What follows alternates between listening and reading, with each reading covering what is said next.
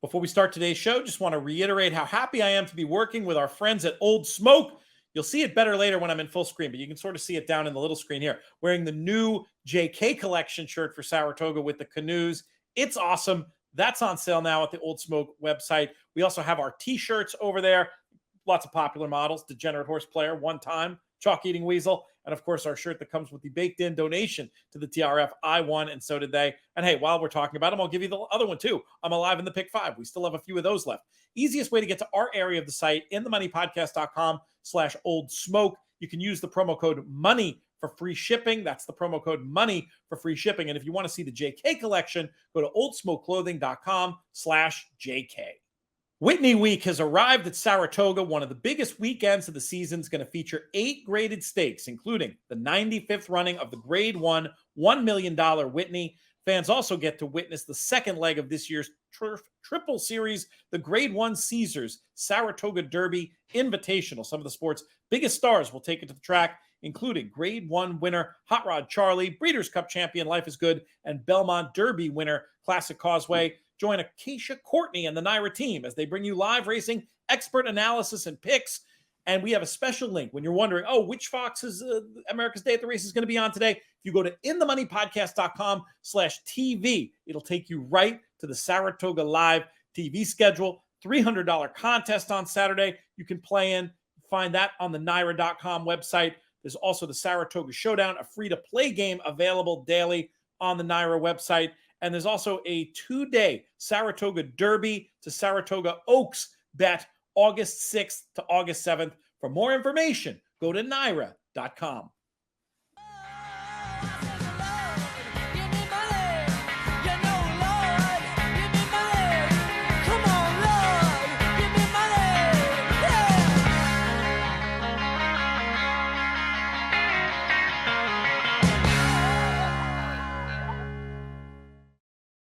Hello and welcome to the In the Money Players podcast. This is our show for one of my favorite days annually of the Saratoga meet for Whitney Day. It's going to be for the races of Saturday. What's that going to be? August 6th. Peter Thomas Fornatal back with you from the Little House on the East Side, and very happy to reconvene a panel from a really fun show and popular show we did during Belmont Week for this Whitney Day. We'll start with the man who is, we call him the usual co-host of this program. These days, he's still pretty usual. He's on more than anybody else is, that's for sure. He wears bright and colorful shirts. I'm wearing one of his shirts right now. As a matter of fact, you know him from America's Day at the Races on Fox and In the Money Plus and many other places. At UT Big Hair himself, Jonathan Kinchin. What's up, JK? PTF, you can tell the truth. The only reason you like Whitney so much is because it's your birthday weekend. It's one of the reasons. The gifts help, the parties help, but it's a great day of racing, and we're going to be talking about it in a minute, not only with you, but with a man I just like to refer to him as one of the faces that would be on any Mount Rushmore of horse players that you wanted to make. He is he's an author, he's been an executive, but mainly he's just somebody who you can't have more fun with talking about the races than him. He is Stephen Christ. Stephen, how are things? Pete, things are great. It's Saratoga time. Life is good. How has the betting been going for you so far, Steve? I have yet to land any balls over the fence, but I feel like I've got a good swing going. I like that analogy very, very much. JK, I know you had said you'd gotten off to a little bit of a rough start. Have you righted the ship as far as the overall meet goes? Rough, right, and now it's still in the rough area. A bunch of those inches here, inch there situations. So similar to Steve, I feel like when you're in the middle of Saratoga, you should have a game plan, and you just got to stick to the game plan and just continue to kind of do what you're going to do. I feel like sometimes if you change, then you could just keep missing because, this is just such a tough meet. So I know there's one out there for me. I'm hoping there's a couple. And there's no better day than these big Whitney days. I feel like these are the days I do the best, when there's a whole bunch of graded stakes. You know the horses, you know the connections, you know what they're good at, you know what they're not good at. And it takes away a little bit of the guessing that we often have to deal with when you're dealing with maiden 40s and Linda dropping for 16 and all of these things, and maiden special weights with the next fastest horses in the world, and there's 7 of them in there. I think that these bigger days make it a little bit easier to navigate. I know who Warlike Goddess is. I know who Matarea is, so on and so forth. Well, as the expression goes, it only takes one. Maybe that one will be this Whitney Day pick 6 that we're about to talk about. It starts off with race number 7 at 3:58 Eastern time on Saturday. We'll kick it off with the grade 2 Glens Falls for fillies and mares, 4-year-olds and up, going 1.5 miles on the inner turf. Field of 7 going postward. And JK, I was going to start with Stephen, as we like to do with our guests, but since you've already name-checked Warlike Goddess, who's going to be odds on in this spot, we'll talk to you first. You said you know who Warlike Goddess is. Is she your single to start off this Whitney Day pick 6? I think she's a singleable type of horse. I think that what I'll probably do here, because if you can beat her in this spot, and it is a turf race going long, trips matter. If you can beat her, you're going to pick up a ton of equity to get this thing started. So I'll probably use her as a single A, but then I'm going to use Temple City Terror, the 1 and the 2 Virginia Joy as twos. As B's, excuse me. I wish one of them had a style that I thought would kind of contradict what it is that Warlike Goddess is going to do. Meaning, I wish one of them would go to the front and kind of take advantage of it that way. But I just don't see either one of those horses having that card in their bag. Yes, I know. I see Virginia Joy wired a field 2 back, but that was literally in a bog, and she just found the front. And I don't know that she's going to be able to open up by open lengths and take advantage of her pace in here. So I'll single A Warlike Goddess. She's just so good at these long distance turf races. And Temple City Terror, Virginia Joy will be B type horses for me. Sounds like a reasonable approach. Steve, what do you think? What will your approach be to get this candle lit for the pick 6 on Saturday? Yeah, I too managed to smoke out Warlike Goddess. Pretty likely winner in here. Talking about this pick 6, if you just think back 1 week, when there was a carryover in addition on a Saturday card. But, last Saturday you had Jackie's Warrior win at 250. You had Epicenter win at 420.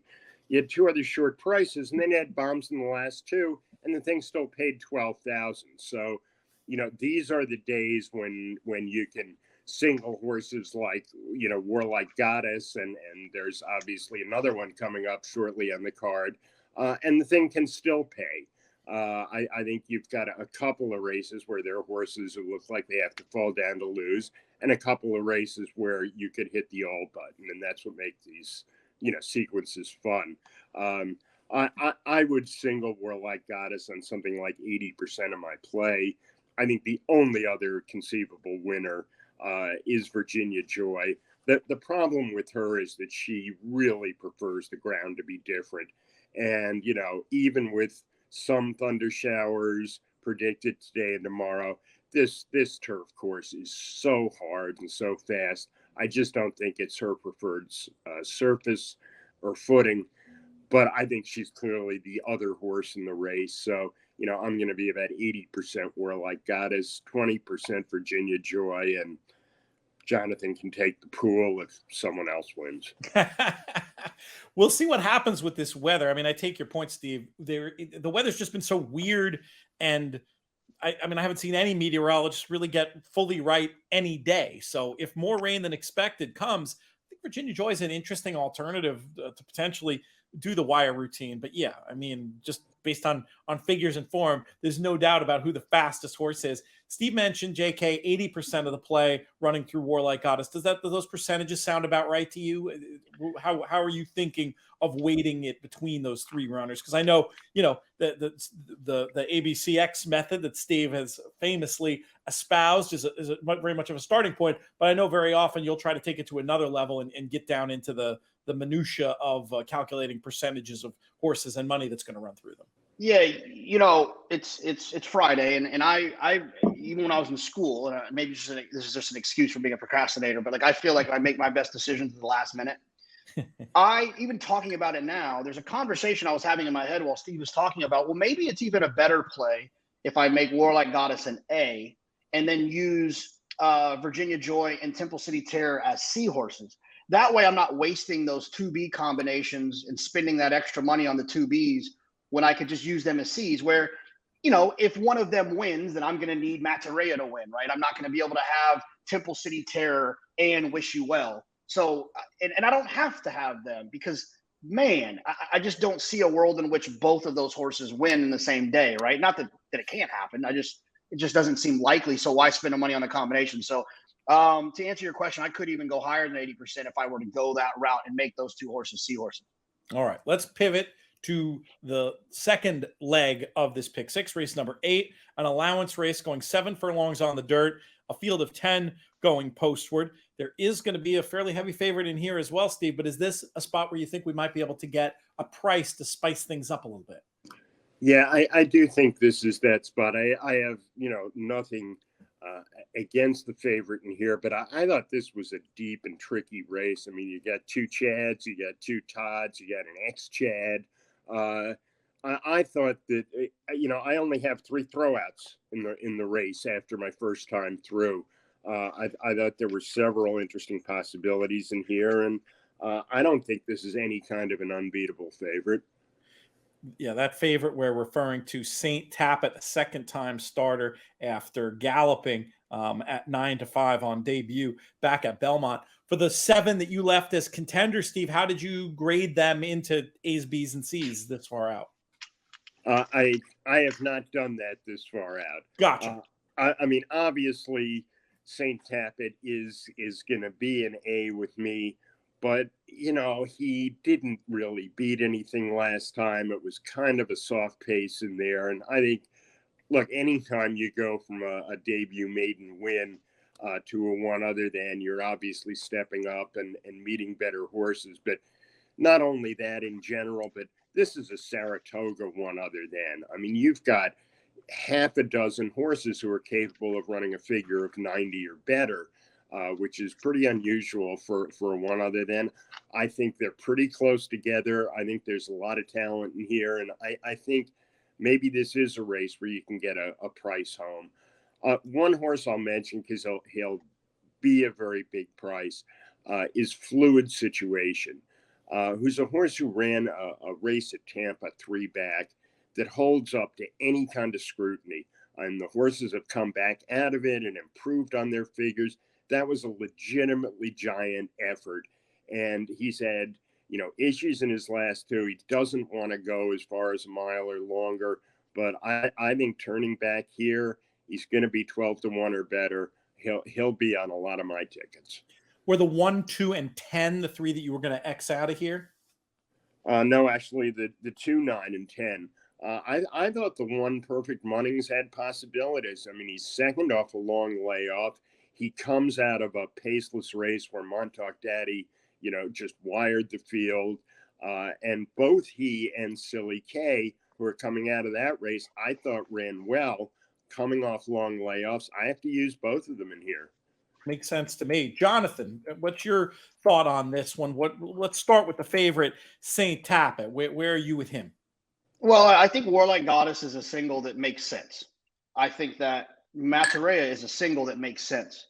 I think St. Tappet is a single that a lot of people will use, especially budget tickets. And I don't say that disparagingly. I just mean that people who are trying not to spend $800 on their ticket, they're going to see St. Tappet. They're going to see Hob de Grace. They're going to see Tappet. They're going to see the debut win. They're going to see Louis. They're going to see Todd, and they're going to single.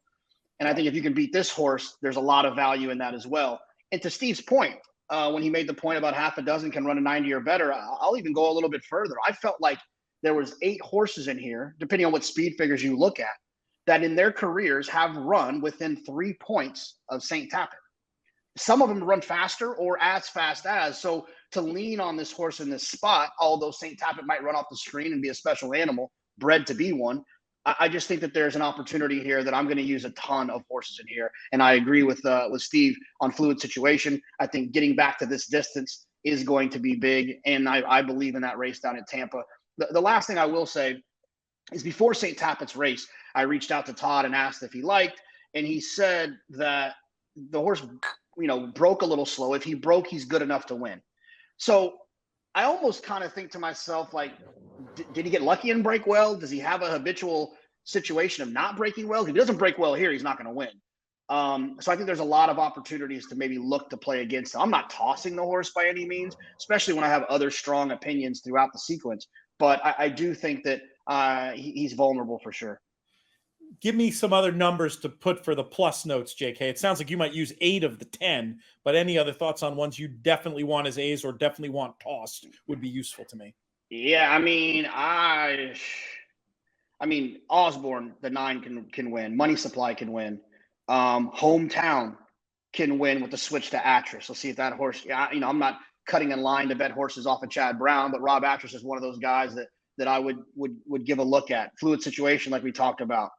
I don't necessarily need Prince of Pharaohs, the 4, and I don't necessarily need the 2 Anejo. I think Anejo probably wants a little bit longer, and he just doesn't have any really numbers that match up. But the rest of them will likely be on a ticket in some fashion.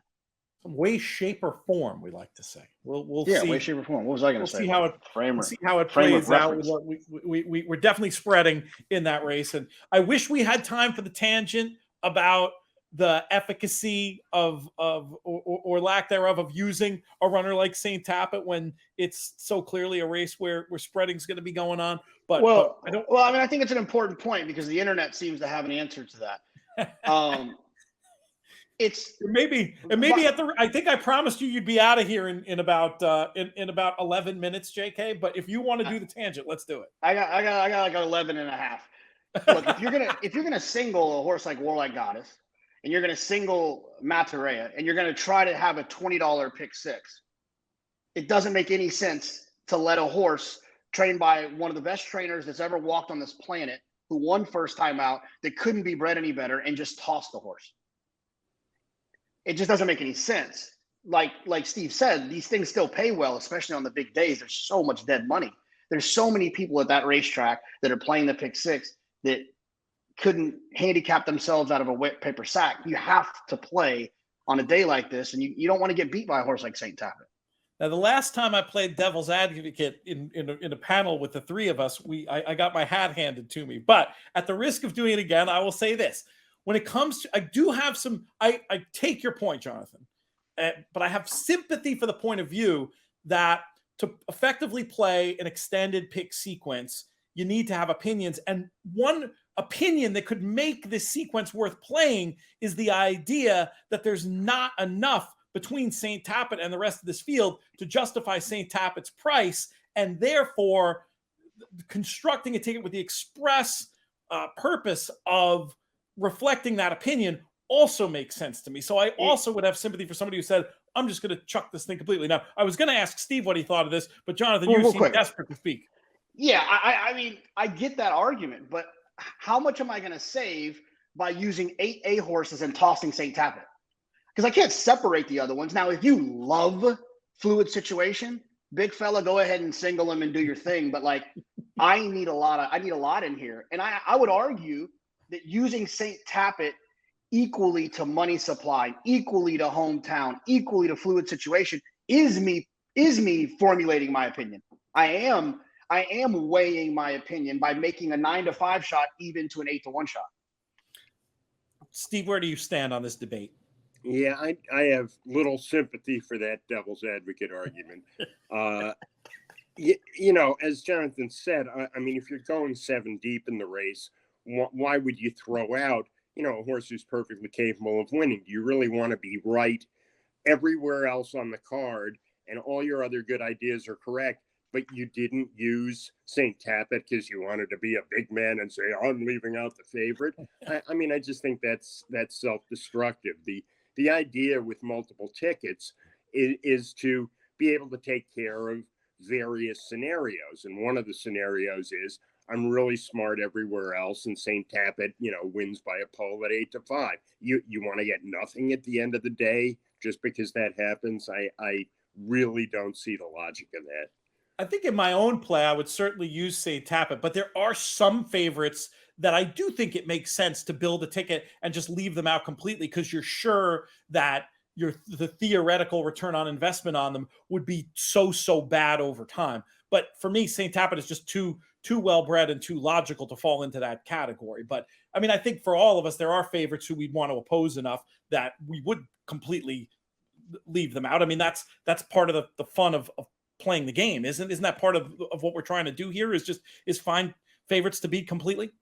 Sure, but that's also, we're still allowed to bet on races individually. So if you got to this race and you use St. Tappet in your pick six, and it's not going to be the best result for you if he wins, play the race separately. Leave him out of your exactas, leave him out of your tries, but don't jeopardize your entire afternoon and your entire pick six play, by being a sort of a show off and saying, I didn't even use him. It's a great point. I can't wait to be criticized on the internet for how well you guys have made it. And just to be clear, the argument the argument we're making is in a spread race you include. Now, if you are playing the Whitney and you don't like Life is Good, then toss him to the moon. Don't use him. Single Olympiad. I can get behind that argument. And who cares if you're right the rest of the way? Because tossing Life is Good and going and singling instead of going too deep is a huge equity boost to a situation. But in a race where you're using 9 horses anyways, it's silly to toss the favorite. Getting beat in a spread race is definitely one of the cardinal sins of horizontal betting, as far as I'm concerned. All right, we need to move on, gentlemen, and we're going to move on to the graded stakes portion of the card, starting with the grade 1 test for these 3-year-old fillies going 7 furlongs. Steve, what numbers will be on your tickets in here? Is it as simple as Matt Herrera, which is the way JK has sort of already tipped his hand? I think it is. I mean, she's what we used to call an omni-fig, which means any one of her races, wins this race. I just think she's a ton better in here. I don't think it's a very competitive field. My biggest opinion in the race is that the horse who is the second choice on the line, Hot Peppers, would never appear on a ticket of mine. I am very against this horse, and if they're really going to make her the second choice in here, I may have to get involved in trying to punch a couple of cold exactas in this race, throwing her out. I thought her victory ride was an awful race. I don't think she's in the same category as these horses, but because of her connections, I guess, and the fact that she's coming off a graded stakes win, she's 5-1 against a 2-5 favorite. I really dislike her. I think something has to go terribly wrong for Mataray not to win this race. JK, are you stone cold as well? Stone cold A. And on the point of Hot Peppers as well, let's not forget Rudy's 0 for 35. He's a 19% trainer this year, a 19% trainer in his career, and he's 0 for 35 at Saratoga, which is obviously a little concerning. I think Mataray is the most likely winner, but she doesn't feel like one of those like monster 2-5 shot type of situation. She's just the best horse significantly in a race that doesn't seem to have much in it. I will use Wish You Well a little bit for a couple of reasons. One, we're obviously intimately close to the situation with Jake Ballas being one of our friends. And so I know the story of this filly and how much they liked her. And she ran huge on debut. She got a fast number that day, very fast pace figures. Then she caught the turf race, the sloppy race on Derby Day or Oaks Day. I think it was Oaks Day. And now she shows up back here and hasn't run in a long time. She's fast. I think she's talented. And I think that if something were to happen to the favorite and she didn't run her race, I think Wish You Well could take another step forward. While the other horses, I kind of already feel like we know who they are. So I'll have her on a saver ticket as well. And maybe to that conversation we had earlier, more as a C than a B. So I'm not wasting all those those 2B tickets. Let's move on to the race that gives the day its name, the Grade 1 Whitney, which goes as race number 10. This is the classic short field that's short on numbers, but not short on talent. JK, will keep it with you. I think a lot of people, not a lot. I think some people might think it's a one-horse race. And as much as I love Life is Good, and I think that Life is Good is just uber talented, and I love horses that run like he runs, I think Olympiad is way too close to just dismiss from a speed figure standpoint. I think Life is Good will clear, will make the front, and I think Olympiad will make a run at him. And at some point between the 3/8 pole and the quarter pole, they'll look each other in the eye, and we'll see who's better at that point. But I think it's going to be a hell of a horse race. I don't think American Revolution or Hot Rod Charlie are going to get things in their favor enough to beat those two horses. So I'd probably lean away from them. Maybe those horses as C's as well, because they're good enough to win. I just don't think that they will. I held your feet to the fire for a top pick between Life is Good and Olympiad, which way would you go? I'm gonna always go to the horse that's gonna be on the front end. I think that is a weapon that is lost at times in this game, and so I'll go with Life is Good, but I will use both of them as A horses. We have said before that the JK handicapping landscape is a no closer zone, and while a slight exaggeration, it does make sense that you'd pick Life is Good over Olympiad with feet held to the fire, but plenty of enthusiasm for that one as well. Steve, how do you see what's going to happen in the Grade 1 Whitney? Well, I too am a huge Life is Good fan. If you put a gun to my head, it's clearly Life is Good. My thinking, I guess, is Life is Good as a single A, Olympiad as a single B, and Hot Rod Charlie and American Revolution is C's in case something goes wrong and falls apart. I have no knock on Olympiad. I don't think he's as good as Life is Good. I also don't buy the winning figure that was given to him last time at Churchill. It was a little bit of a jump up for him, but most importantly, other horses in the race, received significant career tops for kind of their, usual efforts. And I just don't believe that Proxy, a horse who'd never run better than a 97 buyer, suddenly jumped up to 104 in defeat. I just feel like there's something wrong with the number. I don't think Olympiad's quite as good. You draw a line through the Stephen Foster, and his career best root figure is a buyer 103. That's not going to get it done against the good Life is Good. So I respect the horse. He's clearly the second horse in the race, but I don't think he beats Life is Good in a fair and square race. Let's talk about race number 11, the Grade 1 Saratoga Derby. Mile and 3/16 for these 3-year-olds, and 11 will be going postward. Steve, we'll keep it with you. At first I thought, oh God, here's another impossible spread race. And I don't like this series of races, this Belmont Derby, Saratoga Derby. I think they're overvalued. I hope these races get rolled back in the future. I think Naira could figure out something smarter to do with $3 million in purse money than to keep running these. We're acting like these are world-class 3-year-olds, running in a Grade 1 grass race. And come on, these horses are a big cut below the best real 3-year-olds on dirt. Having said that, I started out thinking, oh, this is an impossible race, and ended up deciding that 3 horses to me stick out in the race. And they're the horses who ran second and third last time out at Belmont behind Classic Causeway, the Foreigners, Stone Age, and sorry, I'm just drawing a complete blank on the other one's name. Nation's Pride. And, the third horse to me is Annapolis, who has always looked like he could be, the top 3-year-old American turf horse. Has just gotten better and better, and I think is set to run the best race of his career in here. So those are my 3 A's, and if I get that far and anything interesting has happened, I'll feel pretty good having those 3. 4, 10, and 6 for Steve. JK, where are you in the Saratoga Derby? Yeah, I'm going to use the same ones, right? If you want to think that Classic Causeway got loose, and you want to think that his performance wasn't as good as it looked, then you have to upgrade the horses that Steve mentioned that we're kind of closing into that pace. From a foreign standpoint, or at least second time U.S., the 7 Royal Patronage was close to that figure. How much better of a trip can that horse get? I think people are going to see that. They get really excited in these turf races when they see parentheses after the name. They just can't control themselves. They got to bet them all.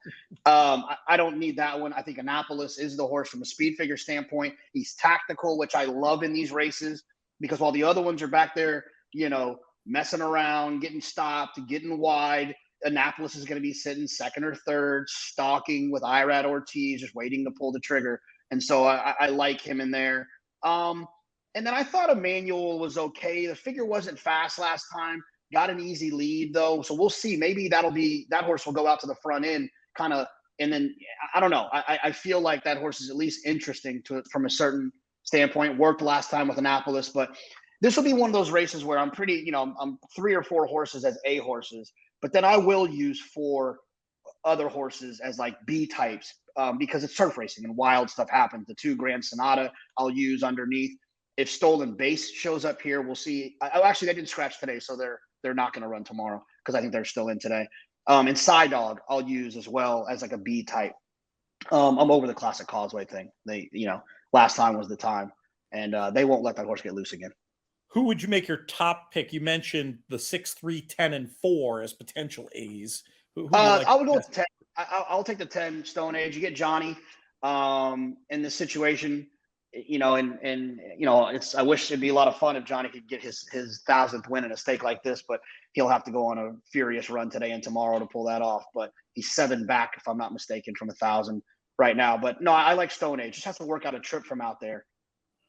Got the right rider to potentially do that. Okay, one more race. We're a little bit over time, but we'll bring it home here with this New York bred maiden special weight Milo and 16th on the Inner Turf Affair.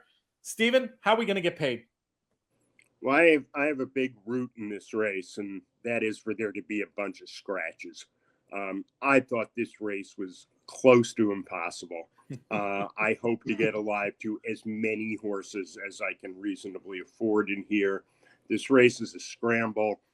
You've got several horses who are making second off the layoffs, who ran as fast at 2 as these have been running at 3. I want a lot of horses on the come in here. What I don't want are the horses who have had 15 or 20 chances at this condition and haven't gotten there, even though they own decent figures. I mean, I'm leaning away from the likes of Dream Point and Biondi. I just thought there were a lot of interesting horses in the race. Action Jackson off the layoff for Abreu, who's going great guns these days with his layoffs and first timers. I thought the Bill Mott first gelding, Sir John making his first start off a long layoff was interesting. Excursioniste is a pet of mine who I think has had trips and has more ability than his PPs would indicate. And you've got a Chad Brown firster who, for all we know, is going to be 8-5 and win by the length of the stretch. So, that's the annoying thing about this race is you could go 7 deep and end up with a $5 winner, but I'm going to try to go 7 deepish. Highlight for me the most interesting runners. Again, I didn't catch them all. I thought the 4 Action Jackson, the 5 Sir John, and the 6 Excursioniste, they're all going to be 10-1 or more, and they interested me a lot more than horses like Biondi and Dream Point, who are going to be shorter prices. Big K, let's get your take on this one, and we'll let you guys get out of here. Yeah, look, I thought the 1A, part of the entry that I thought was interesting, closing into a slow pace last time. The 2 Year Mission, who I thought ran well enough, closing into a slow pace. You get this horse second off of a break, and watched on XBTV, this horse worked with Chocolate Gelato on the dirt. Chocolate Gelato is one of those fastest 2-year-olds in the world for Todd Pletcher that debuted on the dirt. That, if I'm not mistaken, they're running back in a stake immediately. They didn't even win. They're running back in a stake. If this turf horse can hang in a dirt work with that type of horse, you got to think the horse is doing really well and should improve getting back on the grass. And then the 4 Action Jackson was another one that I was interested in. I think Jorge Abreu is like a little Chad Brown, a little mini Chad Brown. When you're looking at these turf races, you can expect them to kind of run better than you would think. He does really well up here with those types. So, and then look, I agree. I'm going to spread as much as I can in this spot, but those will be 3 that I'll be keying around, kind of the A types for sure. I'll put as many as possible in the notes for both of you on the stuff that goes out to the Plus subscribers. Thank you so much, guys. Really appreciate this. And hopefully next time we'll have even more time so we can go on more tangents. I love the tangents. See you guys. Saturday, August 6th brings us a cross-country and cross-breed pick 5. Not only are there 3 huge Grade 1 races at Saratoga, but we also have the Hambletonian Oaks and the Hambletonian, 2 of the premier harness races in North America in this sequence from the Meadowlands. It's harness racing's greatest day. First post is noon. There's a $5 admission that includes a hat giveaway, live music, carnival rides, food trucks, and more. You can check out all the action in the usual places, as well as on America's Day at the Races on Fox, the CBS Sports Network, and the COSA, COSA Facebook page for more information about this amazing card. You're going to want to check out the Perfect Trip Roundtable for Hambletonian Day that you can find on our podcast channels, also on our YouTube channel. Edison Hatter, who's about to join us on the show, hosts a fantastic panel. Great stuff there. To learn more, go to playmeadowlands.com. That URL once again, playmeadowlands.com. And up next on the show, very pleased to be bringing in a man whose name I just said. He comes to us from the First Over podcast and also this Perfect Trip Roundtable that I just mentioned, which was recorded last night. We'll bring him in now. He is Edison Hatter. Edison, how are things? Hey, Pete, everything's going very good. Looking forward to work this weekend at the Meadowlands as we prepare, of course, for the greatest day in harness racing. A lot of folks are big fans of these cross-country pick fives. Little hiccup last week. Sounds like things are back on the beam as far as this goes. And it's pretty cool to be incorporating some of this top-level harness racing. Even if you don't know much about harness racing, you know about the Hambletonian. Just wanted to bring you in to give your thoughts, especially on these two harness races that are part of this pick five, but also to get your thoughts on some of the Saratoga races. And I think we can expect a pretty reasonable sized pool. This is just, to me, the perfect opportunity for a flat player interested in harness racing, because I'm not sure all the flat players out there realize how big the pools are, how good some of the opportunities are on the standardbred racing side. Yeah, absolutely. I mean, Hambletonian Day is a great opportunity to get involved in these wagers. And in general, the Meadowlands, the premier harness track really in North America, we, of course, have phenomenal pools each and every racing night. So great opportunity to get invested there. And, of course, if you listened to the Perfect Trip Roundtable last night, a lot of us harness bettors and employees are also thoroughbred fans. So all 6 of us last night on the panel actually gave out cross-country pick 5 tickets. We handicapped the Saratoga races. We had opinions on those as well. And this, for sure, hopefully a great opportunity to maybe take Pete some of those flat fans that might not quite be harness fans yet, and hopefully get them involved with a wager like this. That's the idea precisely. Now, obviously, for much more information, folks can check out that Perfect Trip Roundtable for information about both harness and flat. But we thought we'd bring you in here, Edison, for the Cliff Notes version to try to bring even more people into the fold playing this wager. It all kicks off at 448 from the Meadowlands. We've got these 3 stakes from Saratoga, and then they're bracketed by the 2 Meadowlands races. Tell us how you want to get things kicked off here at 448 tomorrow in this cross-country, cross-breed pick 5. Well, it all gets started with race 12 at the Meadowlands. It's trotters for the Hambletonian Oaks, and these are the 3-year-old filly trotters. So kind of can think of it a little bit like Kentucky Oaks, Kentucky Derby kind of a day. These are our 3-year-olds on display, but we actually have eliminations going into these before the final. So last Saturday, there was 2 fields of 10. The top 5 from each field came back this week. And harness racing, horses traditionally race kind of once every week, so a little bit more often than they do on the thoroughbred side, of course. And the 2 elimination winners last week were Venerable and Warwick-Xenia. Venerable was a horse that, as a 2-year-old last year, and much like thoroughbreds, it's very rare for a 2-year-old to be really strongly considered for horse of the year. And yet she was for quite some time. She had a couple hiccups at the end of the year that put her out of that conversation. But as of late, she's really stepped up her game as she prepares for this $500,000 race on Saturday. So a nice elimination winner last week. Venerable, I think, a must include. And Warwick-Xenia, the other elimination winner, was a little bit of an upset at 7-1.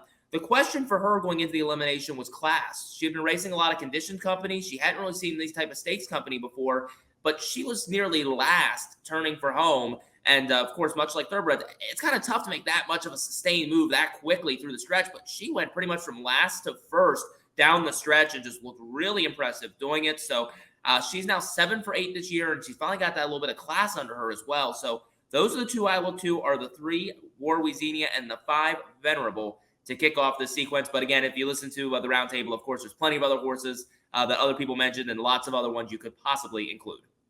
Absolutely, and folks making multiple tickets might look to throw some backups in there, but Edison, for the most part, looking to lock it up 3-5. Let's move on for a quick thought from you, Edison, on how you're going to use the Grade 1 test, race 9 at Saratoga, in this cross-country pick 5 sequence. I'll make it a very quick thought, Pete. Matarea. Single. Yeah, gonna be odds on, looks the fastest horse for sure. And Edison looking to, we love that. That's from old school podcast, JK and I. How few words can you do this race in? And then you just say the name of the heavy favorite. And that may well be as simple as it is in the test. How about the grade 1 Whitney, however? Some big names in here, horses who are most definitely under consideration for a race like the Breeders' Cup Classic. This is a win and you're in race for the Breeders' Cup. How many numbers did you want to use on your tickets? So Hamiltonian Oaks, Hamiltonian, obviously the test, formful. So somewhere in here, we've got to leave a favorite off or two. I'll take the big stand here, and there was one other person on my round table that took the stand as well. I'm going to throw Life is Good. Give me Hot Rod Charlie and Olympiad. I'll take the second and third choices, and Life is Good I think is going to take a lot of money, and I'm willing to try to beat him here. Yeah, I get it. There are questions that need to be answered, and this is a horse. I mean, it'll be interesting to see. David Aragon is so good at making the morning lines, guessing 6-5. The crowd will make Life is Good over 2-1 on Olympiad. I think I'd rather the 2-1 on Olympiad. So I have some sympathy with you as far as the Whitney goes. How about the Saratoga Derby? We got a big field of 11 going postward here. You looking to get skinny, or are you going to throw a few numbers on the ticket? We'll throw a couple numbers on the ticket here. My ultimate ticket will be a $6 base. So if you're looking to make it a little bit more pricier, you definitely throw more in, I think, in this race. But the favorite here is Annapolis, who, of course, came back strongly at Belmont most recent race. But I'm still just a little disappointed in the effort that we saw from him kind of in my backyard. One of my two local tracks where my parents live, where I grew up at Penn National and the Penn Mile. I know the track wasn't the best. I know there were some issues there, but I'm just still unimpressed enough with that effort that I'm going to try to go against him here. I'll go 4, 9, 10, Nation's Pride, Classic Causeway, and Stone Age. Come on, it's on the turf and it's Saratoga Derby. You got to use some of those European horses, right, Pete? I would think that makes sense. And it's going to be interesting to see about the turf condition. You talked about Annapolis being maybe a little bit underwhelming on that soft turf at Penn National. Well, there's plenty of rain in the forecast here. So it could be that again. And that may well play right into the hands of some of these European shippers coming here who are going to appreciate that cut in the ground. Let's get to the pay leg, my friend. We move on to the big one of the biggest harness races of the year. It's the Hambletonian. Edison, I'll ask you the key question. When it comes to this cross-country, cross-breed pick 5, how are we going to get paid? Well, if you want the simple handicapping answer, it's a rebuff as a single for me. But in general, just a tease for our fans that are hopefully intrigued by this Meadowlands card and want to tune in, there's a lot of interesting storylines to follow. In the Hambletonian, unlike maybe the Derby where it happens rarely, I would say it's occasionally that we see a filly beat the boys in the Hambletonian. But we've got two this year, Joviality and Jiggy Jog S. They're both in with serious chances. We've had two fillies win the race in the last 6 years, so it's become more of a common occurrence. So it's definitely an intriguing thing to watch there. But rebuff for me has to be the single here. This was the Breeders' Crown champion last year. He didn't come back until July for his 3-year-old season, but he's had 3 dazzling starts so far as he prepares for the final here this week. And I think he's squarely the one to knock off. He draws the rail. I think he'll just float away, maybe 3rd or 4th, clear to the top then, and just kind of clear sailing from there. But hey, Pete, one final storyline for you to follow on Saturday. Michaela Melander is an interesting name this weekend. She is the sister of trainer Marcus Melander. Marcus Melander has Joviality, the filly, who's probably considered the second choice in this race. But Michaela just married Lucas Wallen, who's the trainer of Rebuff. So she finds herself in a very interesting little situation there. Family Feud. Well, as it says in the Meadowlands press release, Thanksgiving dinner could be interesting this year. Good line. I don't know if you wrote that, but it's a good line. Is Rebuff the one runner in the Hambletonian?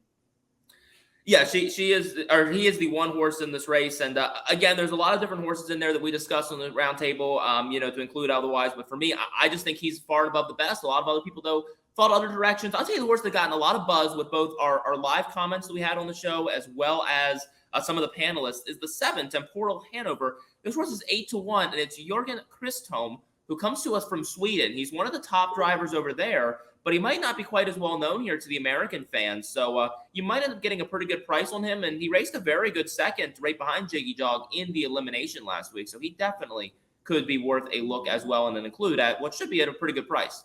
Great stuff. For much more, you're going to want to check out that Perfect Trip Roundtable. One ignorant flat fan question about harness racing, though, Edison, before I let you go. When it comes to the fillies versus the colts in a race like this, how much weight do they get? Is weight a thing in harness racing? Tell me a little bit about that.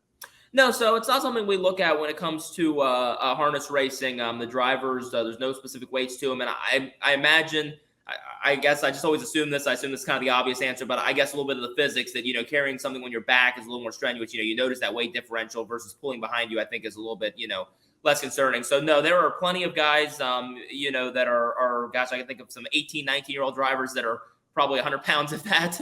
And alternatively, there are some guys that can be several hundred pounds, of course, trainers, in the bike and whatnot. So, I mean, there's all sorts of things in between. And, it's never something we really strongly discuss when handicapping. But I don't know. There might be some statistics on what's better or what's worse there. Yeah, I'm sure somebody's looking at it. But if the sport's been going on a long time, if nobody makes a big deal of it, there's probably a reason why they're not making a big deal of it. And I apologize for my ignorant flat fan question, but hey, I want to learn. I love the work you're doing over on the First Over show, and I'm intrigued when I see the pool size at Mohawk, at the Meadowlands, some of these tracks we're now happy to be partnering with. This is something I want to do more of on the network, and you're just the person to help bring this to us. Appreciate your time today, and we encourage folks to take time and dive deeper, especially with that Perfect Trip Roundtable. Find it on YouTube. Find it in your podcast feed for Hambletonian Day. Have a great time this weekend, my friend, and we'll do it again soon. Sounds great. Thanks for having me on, Pete. Our Baby Talk segment is brought to you by our good friends at Gainesway. From top international bloodlines to rising stars on American soil, Gainesway's put together a stallion roster that is not only primed for future success, but is currently making its mark on the track, led by Caraconti's rising star, Spenderella. Going to be fun to see what she can get done in the Del Mar Oaks coming up. I think it's going to be good. Make sure to check out the entire Gainesway roster for 2022 and see for yourself the power, passion, and performance of Gainesway. For more, go to Gainesway.com. For Baby Talk this week, as we've been doing, we bring in somebody new and interesting to talk about two-year-old racing with. In this case, it's somebody, gosh, she's so versatile. We talk about all manner of things on this show, racing from Virginia, racing from Texas. We sometimes talk about racing from Australia. Here today, we're going to talk about racing from Saratoga. And yeah, we'll get a little Virginia in there too, because we've got her. So why not? I'm speaking, of course, of Jessica Paquette. Jessica, how are things? Everything's great. I'm new. I don't know how interesting I'll be, but I'll do my very best. I've always enjoyed talking babies with you in the context that we've done it in other shows. So can you imagine saying that in like the real world to someone?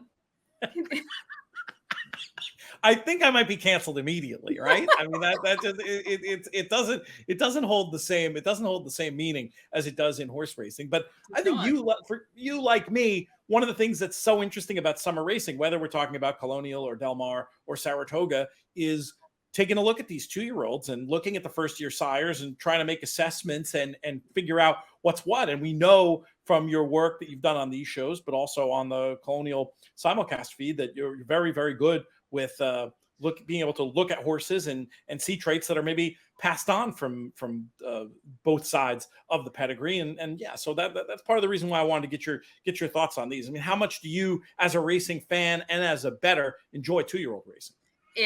I mean, I liked horse babies more than I like human babies, but I get so excited about seeing these first-time starters because you never know where you're going to see a real star. I mean, last year at Colonial Downs, we saw so many horses make their debut, and they went on to run in the Kentucky Oaks, the Breeders' Cup, the Kentucky Derby, the Black-Eyed Susan. So you really never know when you're going to see that next big thing. I'll never forget years and years ago. I mean, this is many years. I saw Evening Attire break his maiden at Saratoga, and that I got to see a horse like that was so special. So you never know when you're going to see a good one. It's a great way to develop attachments. And I think as a horse player, it helps you too, because I don't know, something about the way the memory gets formed when you're excited about watching them work the first time. I've told the story many times on these airwaves. I'll date myself here, but being able to be in the paddock at Keeneland for More Than Ready's first race. This is a memory that just comes up all the time, not only during his illustrious racing career, but even now, decades later, still getting to see his progeny and his name in pedigrees. And I think about, all the great horses up here at a place like Saratoga, especially, you get to be in the paddock for the first race, and somehow it just imprints on your brain better. And you remember certain things about these sires, whether it's, Munnings on the slop or whatever. I feel like it helps as a horse. I mean, it's great as a fan, but I think it helps as a horse player too. Oh, I think so as well. And genetics matter. I will absolutely go toe to toe with the people who I know kind of look down on those of us that get excited about pedigrees. It matters. Genetics matter. Sometimes you can rise above your genetics, or maybe you fell off the family tree and didn't quite reach what you were supposed to do. But it's a good piece of the puzzle to consider.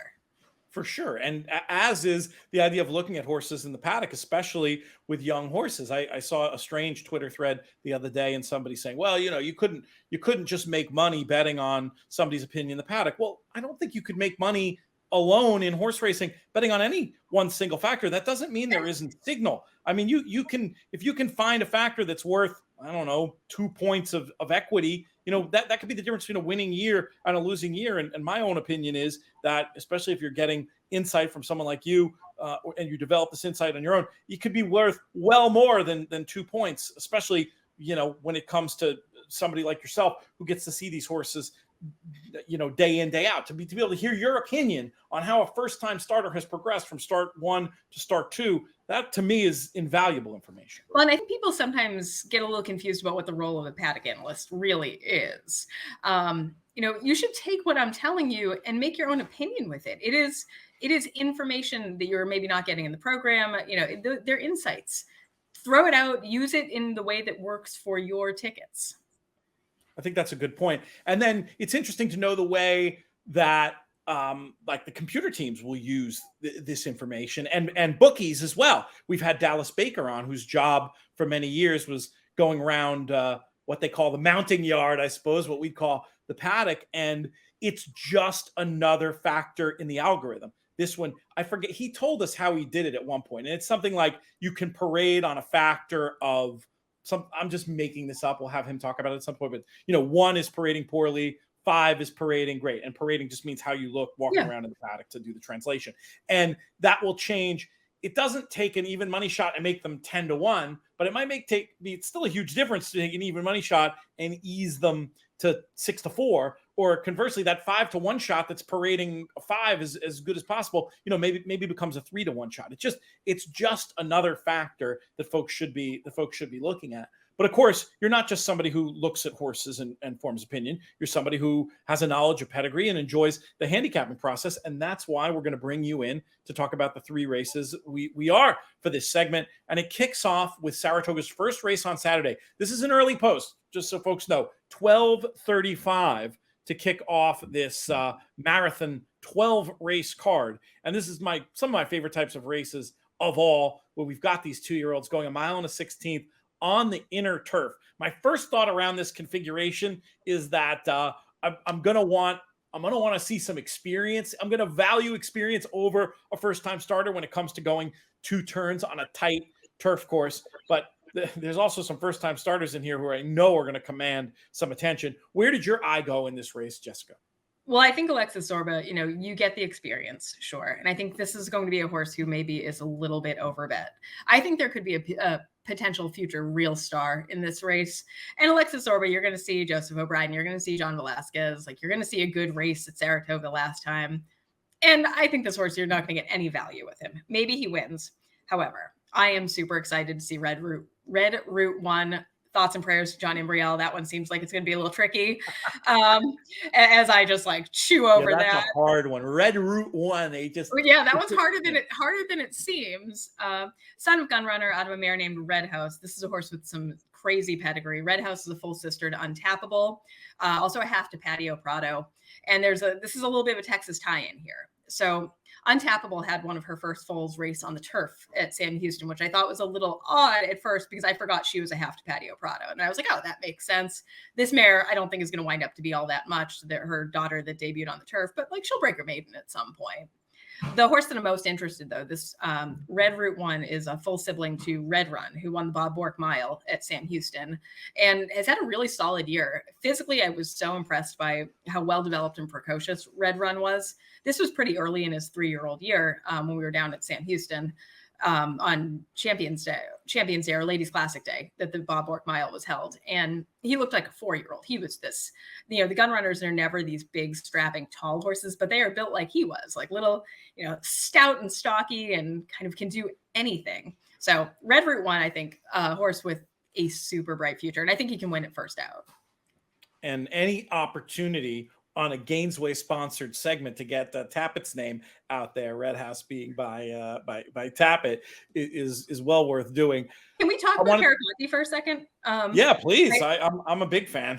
I've seen so many of them at Colonial this summer, and boy, they do a little bit of everything. I've been very impressed by how they're a little spicy. They certainly, that's like a universal trait seemingly, is they seem to have plenty of opinions, no shyness about telling you what they think about every part of the proceeding, but they can run. They've been fun to see.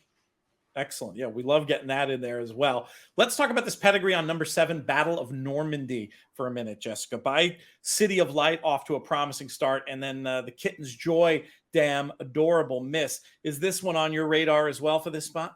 Shug is always on my radar. I mean, I'm a little bit of a sucker to always put a Shug horse on my radar. I don't know if this colt has the most precocious of all pedigrees. You have to wonder if maybe he needs 1 or maybe 2 to really hit the ground truly running. The female family was fine. I mean, it's what you'd expect. It's full of black type every which way you look, but nothing to me that made me super excited. The work tab steady. This is what I'd really like to see in person. But to form an opinion, I wonder just how developed he is. Gotcha. Well, we'll have that opportunity. You on a TV screen. I don't think you'll be in person, but us in person here in Saratoga on Saturday. But Red Route 1, and I will later do a little tongue tester challenge with Perrin and see if we can say Red Route 1 5 times fast. I don't think I'm going to pass it, but we'll give it a whirl. But as far as the actual handicapping portion of the show goes, let's pivot to race number 6, 324 Eastern for these 2-year-olds. This is an interesting one too, as we've got 2-year-olds going 7 furlongs, which can be a real difference maker when it comes to these young horses. This is a really interesting one. And Wadsworth was kind of the horse I went to at just a massive price too. If you can get anything close to 10 to 1 on the morning line, first time starter for Brad Cox, like solid work tab, checks all the boxes. I have one question, and that is maybe why this horse is not debuting on the turf. The dam was like just a heck of a racehorse. Do you remember Dickinson? She was just a monster on the grass. Yep. Yeah, that's interesting. I think she won the Jenny Wiley, if I'm remembering correctly. So then I tried to make sense of why this horse is debuting on dirt. The second dam won the Ashland, and I wonder if that was like when Keeneland had synthetic. I could have done a little bit more research on that, but the years were all bleeding together at a certain point.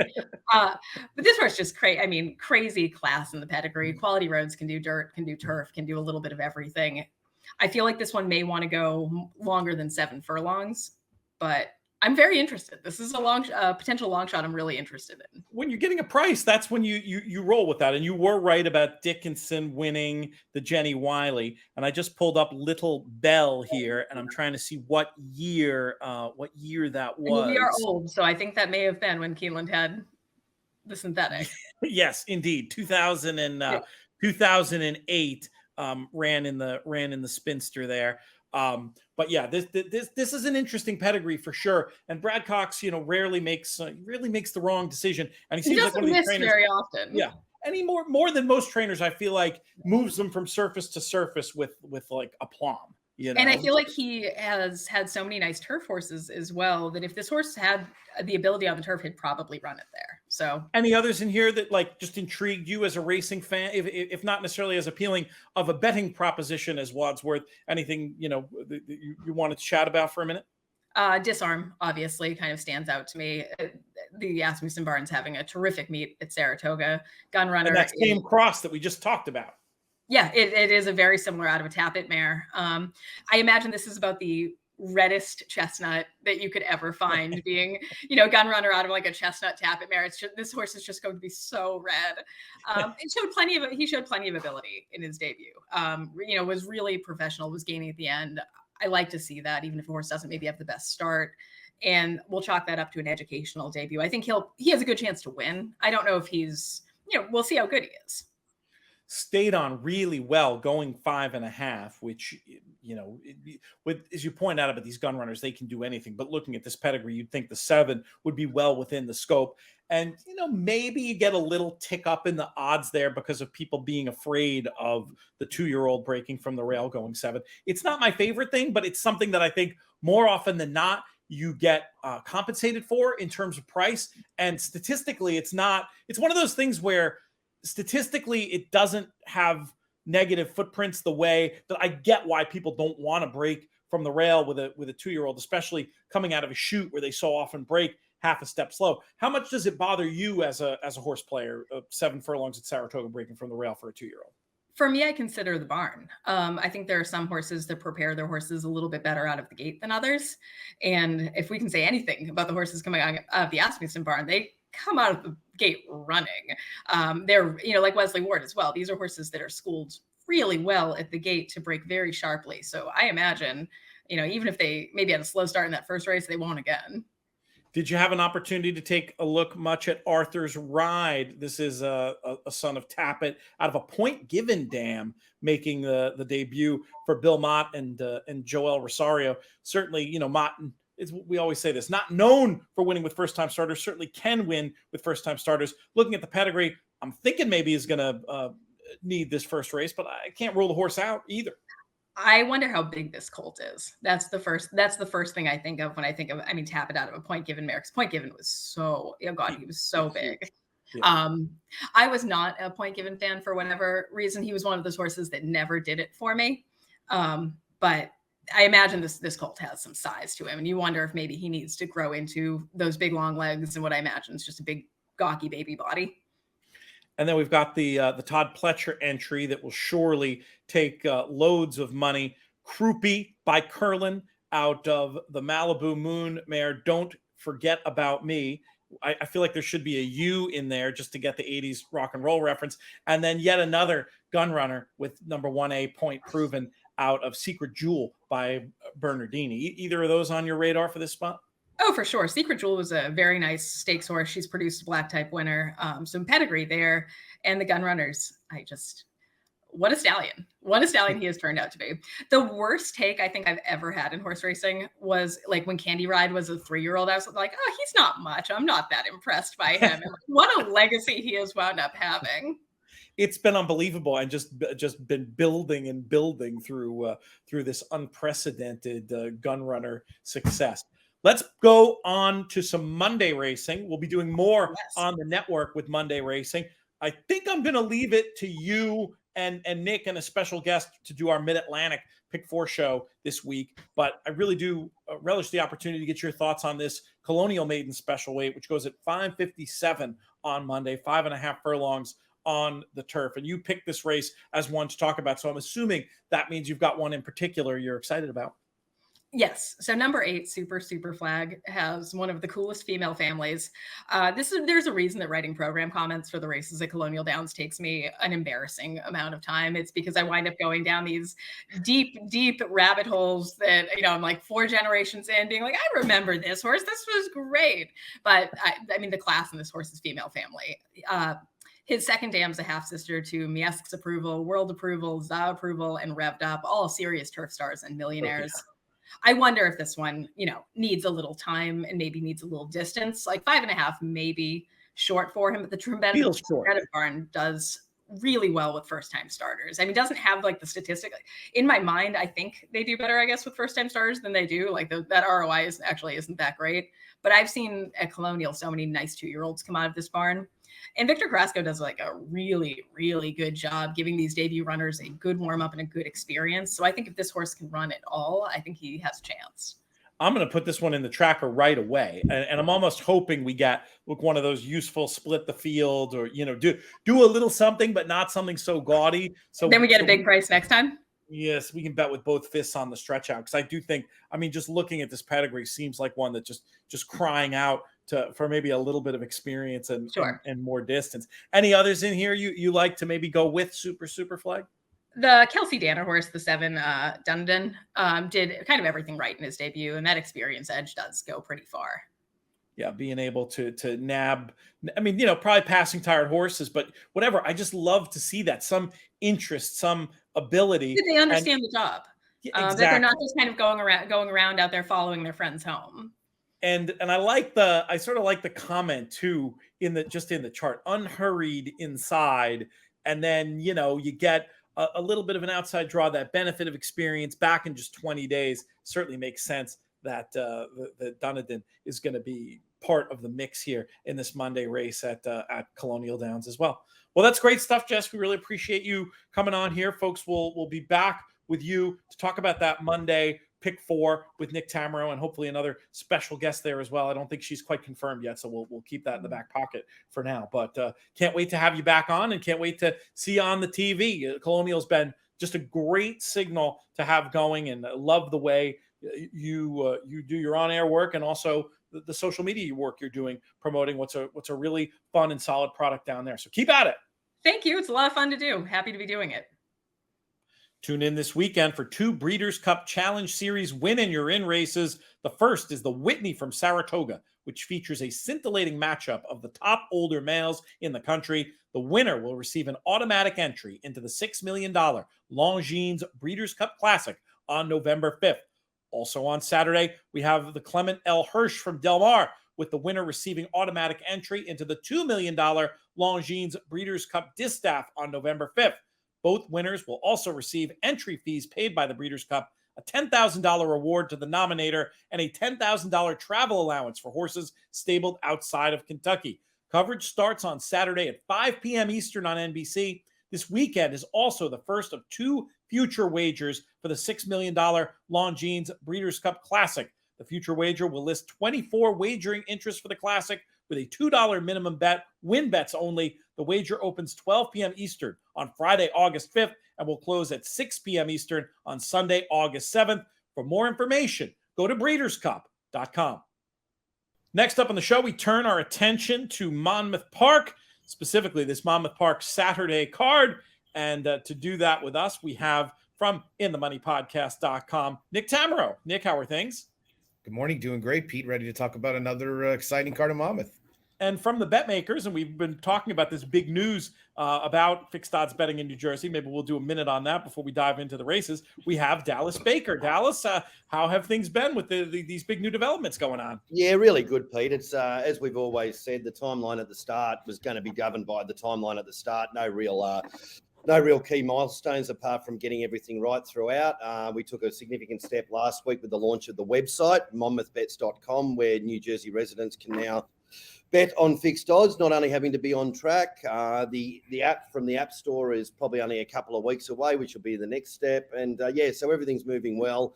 Had some good numbers on Haskell Day and then comparatively even better numbers the following week. So it's really starting to resonate. The people on track at Monmouth are getting it, which is probably the first test case to see how long it takes to educate a nice sample of the US punting world to see how they actually understand fixed odds. And the people on track at Monmouth now, like close to 3 months in, are starting to know what they're doing. So it's really having a great experience. And when you're looking at it, 70% of the time or thereabouts, the fixed odds price, closing price is better than the tote price.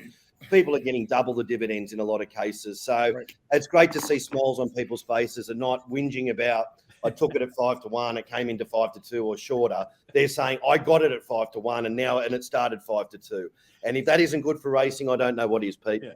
You say whinging, but it's a completely legitimate complaint. Now, Monmouth. So give us the URL one more time, and for that one, you have to be a Monmouth Park. You have to be a New Jersey resident to play. Yeah, New Jersey resident to play, but can bet anywhere in the state of New Jersey. Monmouthbets.com. But for those who aren't, you can still have a look at the prices and watch them change in real time. Obviously, what's on the site is exactly what the price is at that time. And, obviously this is going to be something that we're talking about far more in depth in the next 12 months as more states roll out. So, for those who love a bet and want to get across the fixed odds and start educating themselves, the best way to do it is to monitor how the fixed odds market moves. So then you can actually be ready to take advantage of the game within the game and getting the best price rather than just having a bet and waiting to see what the tote tells you your price is. I can't wait for the opportunities to talk about that. But for now, let's dig into these Saturday races, starting with the very first race, which will also kick off the Win Early Pick 5, the nation's earliest Pick 5. The race goes at 12:15 on Saturday, and it's an interesting one. Maiden special weights, 3-year-old and up, fillies and mares going 5.5 on the turf, and a field of 9. Let's start with the market. How are you looking to price this one up, Dallas? Yeah, I think Prudent Song's a pretty obvious favourite here, Peter. It's $2.40 in decimal language, so roughly about 3-2. in fractions, ahead of Epic Queen at 3-1 or $4 decimal. And the only other two runners under double figures are number 5 French Kissing at 9-2 or $5.50, and Never at 6-1 or $7. How about from a punting point of view, Nick? Any of those fixed odds opportunities appeal to you in particular? And which numbers do you think will be on your win early pick fives?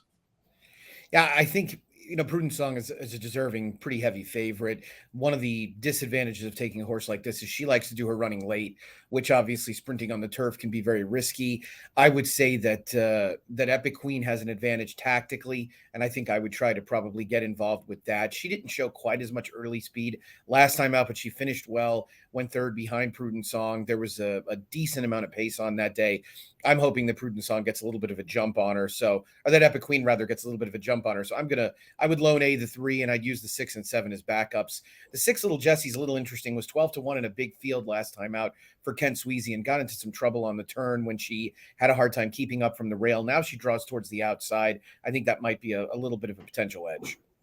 All right, let's move on to race number 2, starter allowance going 6 furlongs on the dirt. Nick, we'll keep it with you for your pick 5 thoughts and any runners you might be interested in getting stuck into on the fixed odds. Yeah, Jet Speed, interestingly, is a horse who I mentioned I liked last week and won at 5-1 and is now back quickly for Michelle Hemingway, coming back just a week later, facing winners for the first time. It looks like one that'll really force the issue from the inside as well. But, you'd be remiss in talking about Monmouth by not mentioning the run that Claudio Gonzalez is on. He has just been on a tear over the last couple of weeks, multiple wins on both Saturday, Sunday, and Monday. And his horses are getting bet accordingly. So we'll see a little bit about where this one lands in terms of the tote. I think in a fixed odds market, we're probably going to be looking at this one favored, but the man who's got the answer is just a few seconds away on that particular topic. So I would say Smarty John for me looks like an obvious use. I think Aztec was a little bit pace compromised last time out. I'd want to try him as well. So I'd be using the 1, 3, and 4, no backups here, and just try and get through it. Survive and advance approach for Nick in leg B of the pick 5. How about the question that Nick just posed, Dallas? When you see a trainer on a run like the one Gonzalez is on, how much does that move the prices for you? Oh, absolutely. Like trainer jockey combinations, especially when you talk about the high volume computer algorithms that come in late. They're a huge factor in it, and obviously you got to respect their thoughts because they're generally the main winners in the game too. So yeah, definitely. And Claudio Gonzalez. I mean, I think just to echo Nick's thoughts, his horses when they're in the market, they're doing the job that they should do, and that's what I love seeing about an informed trainer. There's nothing. It just looks like that his horses are all, the horses that are running up to what they should be doing. Obviously they can't win every race and all of that, but they're normally running to their price. And as Nick said, a lot of the time they're getting backed, and when they're getting backed, they're running even better than their price. So look, we're still letting it hang out there. I think Nick will be happy that we've actually got Jet Speed second pick at the moment at 3-1, $4. Smarty John has come up favourite with us in the opening market, 2-1 or $3, but that could easily change from the point that Nick's made. But splitting those two is one that Nick didn't mention. The judge and jury down the bottom at 7-2 or $4.40, and Aztec $5.50, 9-2, and Cantankerous Cat 6-1 or $7. You used an interesting phrase there, Dallas, that I know from, working in the UK so much, but I think will be unfamiliar to a lot of US punters. And one of the things we want to do on these broadcasts is sort of demystify some of the terminology. When you say a horse is in the market, what does that mean? Oh, basically at the top end of the market, so that basically if you're in the first 3 or 4 picks of the market, you're in it. If you're not, you're out. Gotcha. That's perfectly described. It could be like the bird on the Vicky tin, but that would need me to explain Australian pop culture. Yeah, that's we don't. You told me you had a heart out, so we're not doing Australian pop culture demystifying on this show. But the next time it comes up, we will get into that for sure. The hinge of the early pick 5 is race number 3. We've got $8,000 claimers, 3-year-olds and up, fillies and mares, a mile and a 16th on the dirt. Let's get an overview of who's in the market on this one, Dallas. You're lovely. Lady Fox again, obvious favourite, but it's something that you can take on, but we'll let the punters on it around about the 3-2 mark, $2.40 on the decimal language. Ahead of Princess Betty at 3-1, $4. And next in line is Willcat Cartridge number 3 at $4.40, or roughly 7 to 2. Nick, let's talk about it from either if you want to cherry pick one of those numbers or just give us the numbers that'll be on your pick fives. Yeah, I mean, Lady Fox looks pretty tough to handle here. I would say she's going to be a pretty short price on the tote. I don't think the 5 to 2 morning line on the tote will hold up, and I would imagine she'll drift below 2 to 1, both because she's dropping in class and because of how Claudio Gonzalez is going right now. So I would envision Lady Fox ends up a pretty solid favorite. Always a little worry with a horse that wants to do some of her best running late at a place like Monmouth. Princess Betty should not be discounted. Good improvement off the claim, and that was a return in about 6 weeks for new trainer Jose Sanchez, who's 46% at the meet. So this is a guy who's done well at the claim box. I think it's between those two. I'll keep it simple and make it 6 and 7. Nick going for the lockup in race number 3, which brings us to race number 4, an allowance race for 3-year-old fillies and mares and up, going a mile and a 16th on Monmouth turf, another field of 7. Nick, who's your idea of the winner? You know, Kelly Breen has the unenviable task here of taking a horse over from David Fox and Chad Brown in Copacetic, but this is a horse whose turf form really, at least recently, is just better than anybody in the field. You have Star Seeking one door to the outside, and interestingly, Star Seeking really began her North American campaign very impressively with a couple of good races at Gulfstream, and the wheels have really come off in her last 2 starts for Todd Pletcher, who's now, sending her down to AAA, so to speak, trying to get the maybe the confidence booster and just to assess exactly where she is. She got the wrong trip last time, being close to the pace at 1 mile and 3/8. That was a particularly fast-paced race too, so I don't want to hold it against her too badly. It feels like the winner comes from one of those two. I know it's sort of Captain Obvious in taking the 2 chalks. I think the outsider that maybe gets a little consideration is Champagne Horizon, who followed up a fast-paced wire-to-wire win at Fairgrounds with a nice off-the-pace win into a slow pace at Monmouth. So I do think her versatility is notable. I'd probably use her as a backup.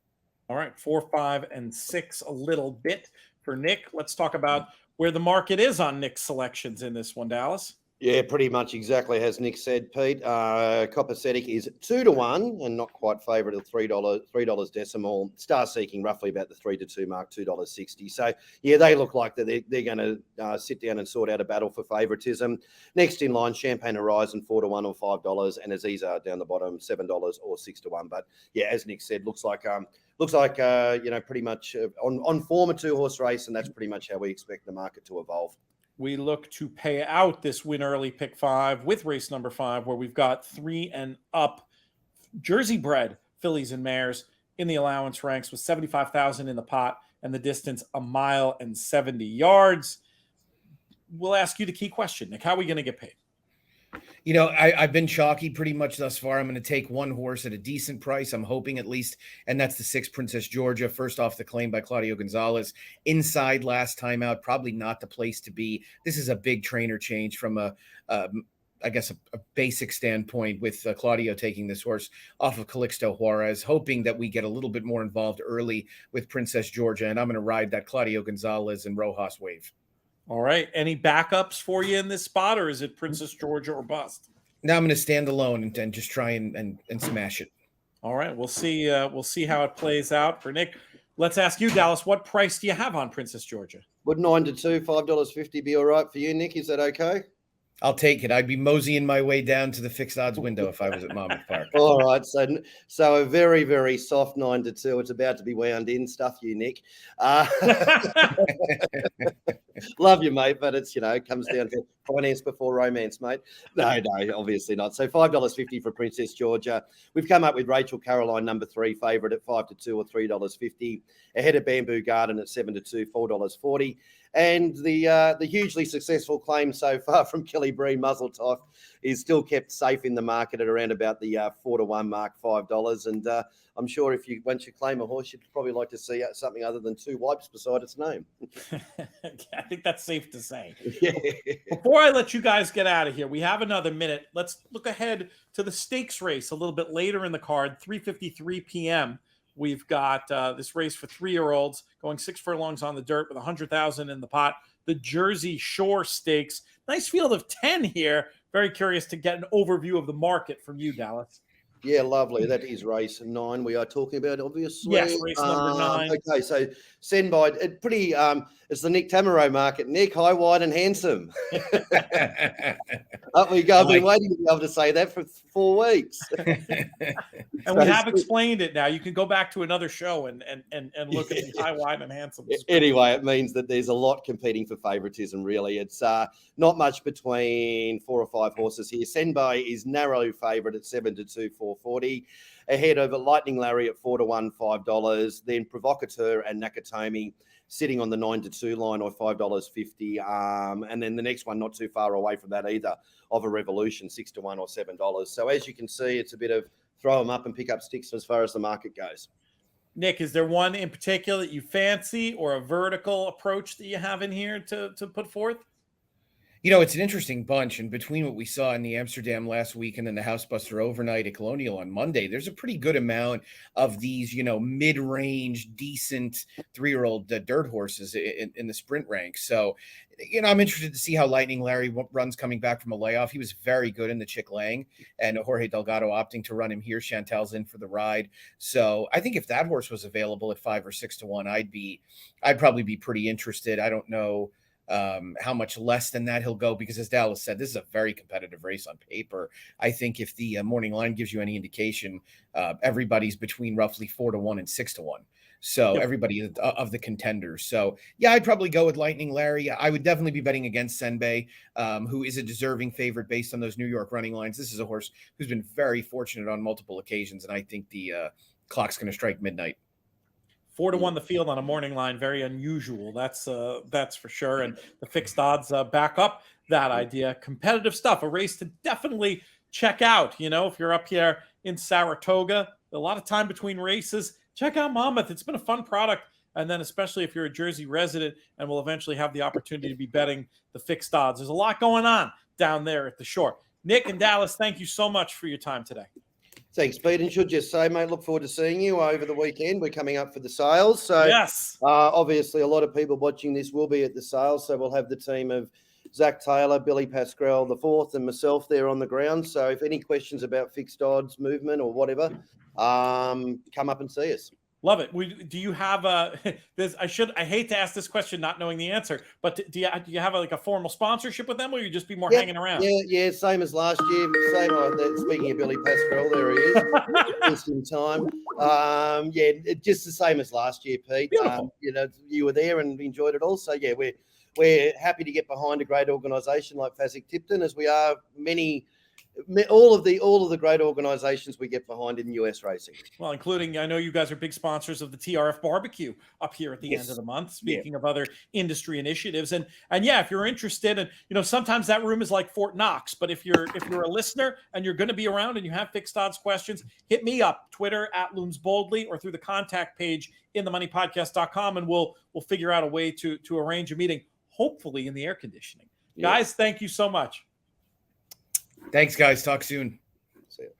That's going to do it for this edition of the show. I want to thank all of today's guests for popping by. A few reminders before we get out of here. One reminder is if you're looking for coverage of Del Mar this weekend, we've got a special show with Frank Scattoni, audio only. So you're going to want to go to wherever you get your podcasts and check that one out. The Clement Hirsch and much more going to be covered on that one. Also want to remind folks about this new bet, the Breeders' Cup Future Wager. You've heard about it in the ad I did earlier. This is for the classic, win bets only, opens on Friday, closes Sunday night. Obviously, you'll get some key information with the running of the Whitney. Encourage you to watch that race and then make a bet. You can find it as its own special drop down on the ADWs, 24 wagering interest, 23 listed horses, and then they've got the All Others tab as well. Great opportunity to get involved with this Breeders' Cup Future Wager. For more info on that, you can go to breederscup.com. More thank yous. Our founding partners, 10 Strike Racing and the Thoroughbred Retirement Foundation. Most of all, though, want to thank all of you, the listeners and viewers, for making these shows so much fun to do. Feel free to get in touch @LoomsBoldly on Twitter or through the contact page over at inthemoneypodcast.com. This show's been a production of In the Money Media. We will thank producer AJ for sitting in and helping us out today. Our business manager is Drew Coatney. Our chief creative officer is Jonathan Kinchin. I'm Peter Thomas Fornatel. May you win all your photos.